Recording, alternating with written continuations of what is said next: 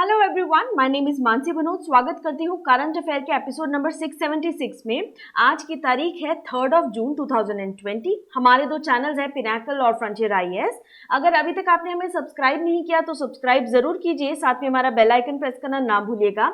हमारी दो वेबसाइट्स हैं ssccglpinacle.com और baljeetdhaka.com, तो इन दोनों वेबसाइट्स को विजिट करना ना भूलिएगा। हमारा ये एपिसोड रोज सुबह 4 बजे अवेलेबल हो जाता है। साथ में हर करंट अफेयर के एंड में एक क्विज डिस्कस किया जाता है, जिसके आंसर्स आप कमेंट सेक्शन में लिखकर बता सकते हैं। चलिए शुरू करते हैं प्रीवियस क्विज के क्वेश्चंस के साथ।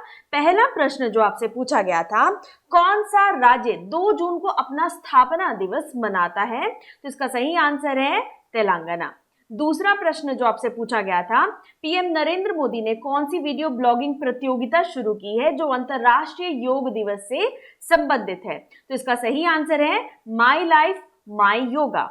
चलिए अब बात करते हैं आज के पहले प्रश्न की। सरकार ने किस वर्ग को ऋण प्रदान करने के लिए पीएम स्वनिधि योजना की शुरुआत की है, इसकी घोषणा की है? तो इसका सही आंसर है बी, स्ट्रीट वेंडर्स के लिए। तो देखिए, केंद्रीय कैबिनेट ने स्ट्रीट वेंडर्स के लिए विशेष क्रेडिट स्कीम को मंजूरी दे दी। सरकार ने इसे पीएम स्वनिधि या PM street vendor Atmanirbhar Nidhi के नाम से ये योजना जो है शुरू की है। इस विशेष क्रेडिट स्कीम के तहत 24 मार्च 2020 तक या उससे पहले वेंडिंग करने वाले 50 लाख स्ट्रीट वेंडर्स को 10,000 रुपए तक का कर्ज दिया जाएगा, जिसके तहत इस राशि को रेहड़ी पटरी वाले 1 साल के भीतर किस्त के रूप में लौटा सकते हैं। इस लोन को समय पर चुकाने वाले स्ट्रीट वेंडर को 7% का वार्षिक ब्याज सब्सिडी के तौर पर उनके अकाउंट में सरकार की ओर से ट्रांसफर किया जाएगा। इस स्कीम के तहत जुर्माने का कोई प्रावधान नहीं है। वित्त मंत्री निर्मला सीतारमण ने आत्मनिर्भर आर्थिक पैकेज के ऐलान में इस स्कीम के लिए 5,000 करोड़ रुपए की स्पेशल क्रेडिट फैसिलिटी की घोषणा की थी। अब आपको यहाँ पे याद दिला दूं, वित्त मंत्री निर्मला सीतारमण ने किस योजना के माध्यम से किसानों के लिए 2 लाख करोड़ के रियायती ऋण की बढ़ावा देने की घोषणा की थी? तो वो स्कीम थी किसान क्रेडिट कार्ड योजना। चलिए अब यहाँ पे स्ट्रीट वेंडिंग देख सकते हैं आप, स्ट्राइविंग फॉर आत्मनिर्भर भारत। ठीक है, तो ये आप स्वनिधि योजना देख सकते हैं। अगले प्रश्न की बात करते हैं। One nation one ration card योजना में हाल ही में किस राज्य को शामिल किया गया है? तो ओडिशा, मिजोरम, सिक्किम, तीनों राज्यों को इसमें शामिल किया गया है। केंद्रीय उपभोक्ता मामले, खाद्य और सार्वजनिक वितरण मंत्री श्री रामविलास पासवान ने सार्वजनिक वितरण प्रणाली की योजना में 3 और राज्यों को शामिल किया है, जिनका नाम है ओडिशा, मिजोरम और सिक्किम। इससे पहले यह 17 राज्यों और केंद्र शासित प्रदेशों में उपलब्ध कराई गई है।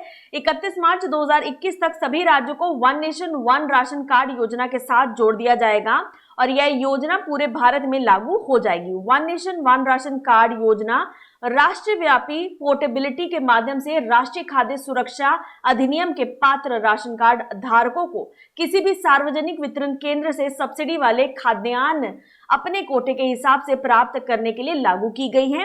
लाभार्थी इन केंद्रों पर इलेक्ट्रॉनिक पॉइंट ऑफ सेल पर आधार प्रमाणीकरण के बाद अपने मौजूदा राशन कार्ड का उपयोग कर इसकी सुविधा का लाभ ले सकते हैं। यहाँ पे आप तस्वीर में देख सकते हैं। अब चलिए बात करते हैं अगले प्रश्न की। MSME क्षेत्र में विकास को बढ़ावा देने के लिए प्रधानमंत्री द्वारा कौन सा प्रौद्योगिकी मंच शुरू किया गया है?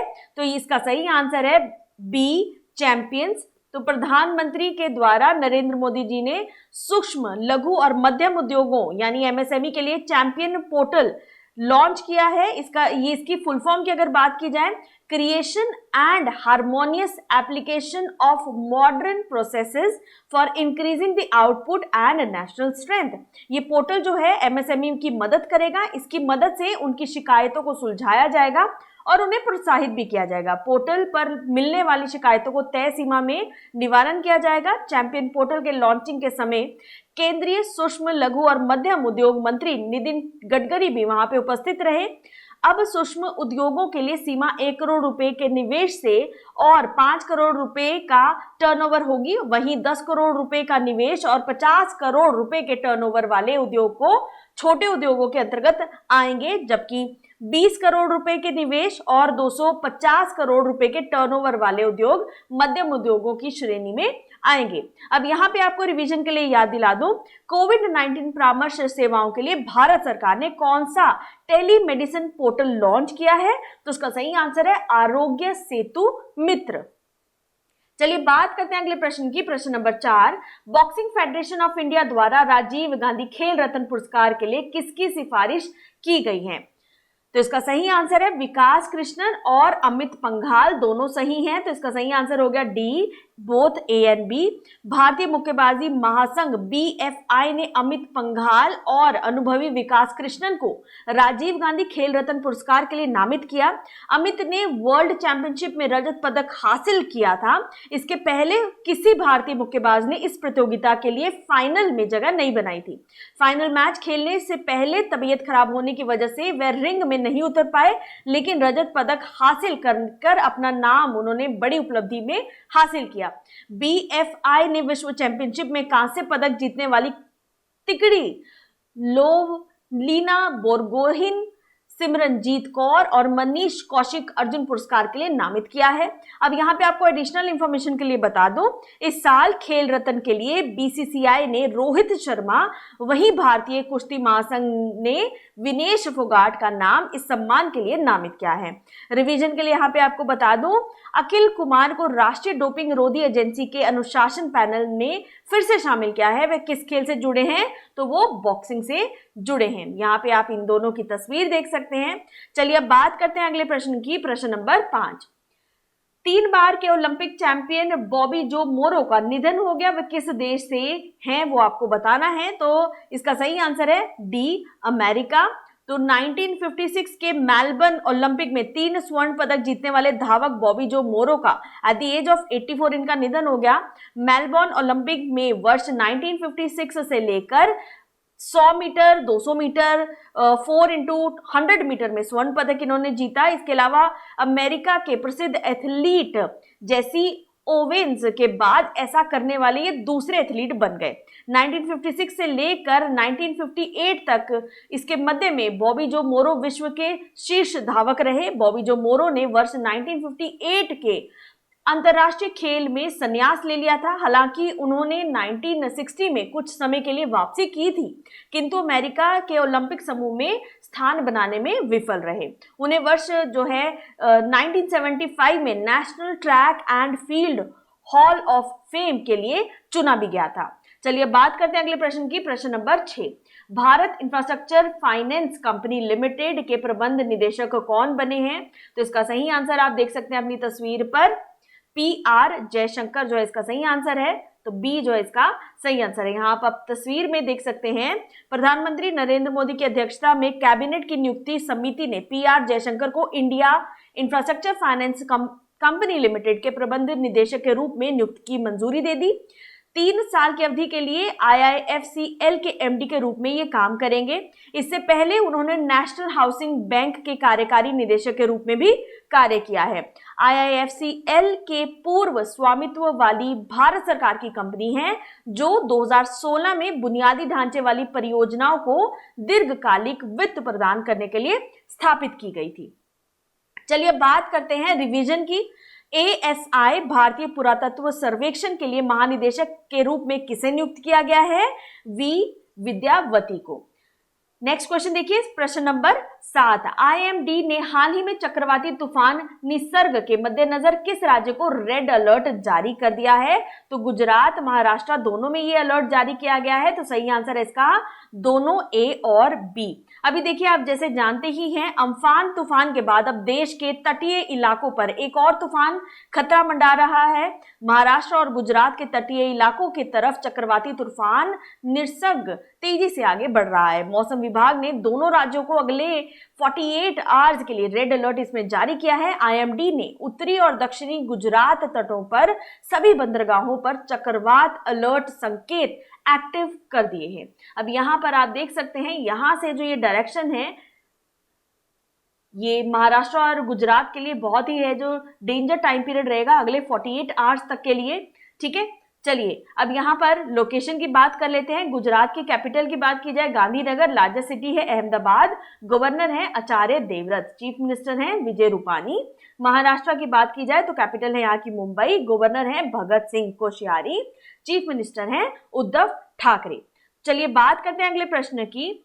दुनिया के सबसे अधिक कमाई करने वाले खिलाड़ियों की फोर्ब्स की लिस्ट में एकमात्र भारतीय और एकमात्र क्रिकेटर कौन बने, वो आपको बताना है। तो इसका सही आंसर है बी, विराट कोहली। ठीक है, तो यहां आप तस्वीर में देख सकते हैं टीम इंडिया के कैप्टन विराट कोहली 2.6 करोड़ डॉलर यानी 1.9 अरब रुपए की कुल कमाई के साथ दुनिया में सबसे अधिक कमाई करने वाले खिलाड़ियों की फोर्ब्स की 2020 की लिस्ट में एकमात्र भारतीय हैं। दुनिया के दिग्गज क्रिकेटरों में शुमार विराट 100 खिलाड़ियों की इस सूची में 66 नंबर पर आए हैं। आपको यहां बता दूं पिछले साल 100वें नंबर पे थे और उससे पहले अगर 2018 की बात की जाए तो उनका रैंक जो था वो 83 था। तो आप देख सकते हैं इनका रैंक जो है हर साल और अच्छा होता जा रहा है। दिग्गज tennis player Roger Federer 800 crore रुपए की ज्यादा कमाई के साथ लिस्ट में टॉप नंबर पर हैं। फोर्ब्स की ओर से शुक्रवार को जारी सूची में फुटबॉल खिलाड़ी क्रिस्टियानो रोनाल्डो 105 मिलियन डॉलर के साथ और मेसी जो है 104 मिलियन डॉलर के साथ, नेमार 95 मिलियन डॉलर के साथ और अमेरिकी बास्केटबॉल खिलाड़ी लेब्रॉन जेम्स 88.2 मिलियन डॉलर के साथ टॉप 5 में शामिल है। चलिए बात करते हैं अगले प्रश्न की। प्रश्न नंबर 9। हाल ही में भारत का राष्ट्रीय कृत्रिम बुद्धिमत्ता यानी AI आर्टिफिशियल इंटेलिजेंस पोर्टल किसने लॉन्च किया है? तो इसका सही आंसर है सी, रविशंकर प्रसाद। तो केंद्रीय इलेक्ट्रॉनिक्स एवं सूचना प्रसारण मंत्रालय union ministry for electronics and IT ने नामक भारत का राष्ट्रीय कृत्रिम बुद्धिमत्ता पोर्टल लॉन्च किया है। पोर्टल का नाम आप देख सकते हैं www.ai.gov.in। तो ये पोर्टल का नाम है, आप देख सकते हैं। यह पोर्टल केंद्रीय इलेक्ट्रॉनिक्स एवं सूचना प्रसारण मंत्रालय और IT उद्योग द्वारा संयुक्त रूप से विकसित किया गया है। केंद्रीय इलेक्ट्रॉनिक्स एवं सूचना प्रसारण मंत्रालय के राष्ट्रीय ई गवर्नेंस डिवीजन और IT उद्योग निकाय नेस्कॉम मिलकर इस पोर्टल को चलाएंगे। नेस्कॉम यानी कि national association of software and services company Bharat के सूचना प्रौद्योगिकी तथा BPO का एक व्यापारिक संघ है। इसकी स्थापना वर्ष 1988 में हुई थी। यह एक लाभ निरपेक्ष नॉन प्रॉफिट संस्था है। यह पोर्टल भारत में आर्टिफिशियल इंटेलिजेंस से संबंधित संस्थाओं के साझा करने में भारत में AI से संबंधित विकास के लिए एक स्टॉप डिजिटल प्लेटफॉर्म के रूप में काम करेगा। इस अवसर पर इलेक्ट्रॉनिक्स एवं सूचना प्रौद्योगिकी मंत्री ने युवाओं के लिए एक राष्ट्रीय कार्यक्रम रिस्पॉन्सिबल AI फॉर यूथ भी लॉन्च किया है। चलिए बात करते हैं अगले प्रश्न नंबर 10 की। पूर्व केंद्रीय मंत्री पी नामग्याल जिनका हाल ही में निधन हो गया है, वे किस केंद्र शासित प्रदेश के वरिष्ठ कांग्रेस नेता है? तो ये आपको बताना है। इसका सही आंसर है सी, लद्दाख। केंद्रीय मंत्री और लद्दाख के 3 बार कांग्रेस सांसद रहे पी नामग्याल का निधन हो गया है एट द एज ऑफ 87। उन्होंने तत्कालीन जम्मू और कश्मीर राज्य में राज्य महासचिव के रूप में भी काम किया है। इसके अलावा 1960 से लेकर 73 तक, उसके बाद 1974 से लेकर 80 तक 7वीं लोकसभा के लिए चुने जाने तक तत्कालीन जम्मू कश्मीर विधानसभा के परिषद के सदस्य बने रहे। 4 साल बाद 1984 की अगर बात की जाए तो उन्होंने फिर से लोकसभा के लिए उनको चुना गया। तो चलिए अब बात करते हैं यहाँ पर लद्दाख की। तो आप देख सकते हैं lieutenant governor RK Mathur. Districts यहाँ पर ध्यान में रखिएगा, लेह और कारगिल 2 हैं, ये दोनों आप ध्यान में रखिएगा।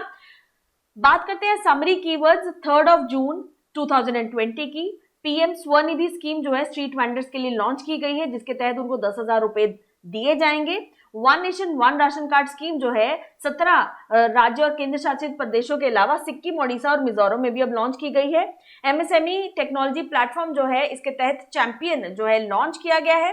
Rajiv Gandhi Khel Ratna award boxing federation of India का अमित पंघाल और विकास कृष्णन को देने की नॉमिनेशन की गई है।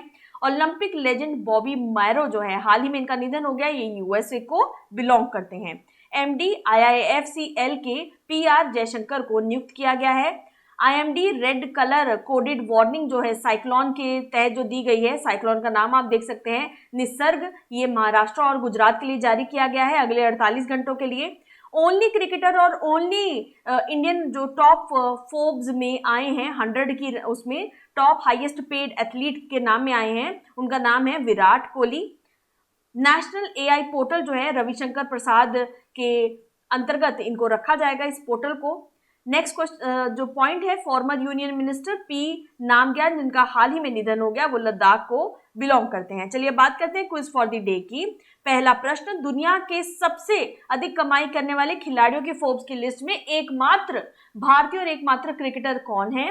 दूसरा प्रश्न है, सरकार ने किस वर्ग को ऋण प्रदान करने के लिए पीएम स्वनिधि योजना की घोषणा की है? आप दोनों के आंसर्स कमेंट सेक्शन में लिखकर बता सकते हैं। प्लीज जितना हो सके इसको शेयर जरूर कीजिए ताकि इसकी रीच को हम ज्यादा से ज्यादा लोगों तक बढ़ा सके। Thank you so very much. Stay safe, stay home. Thank you.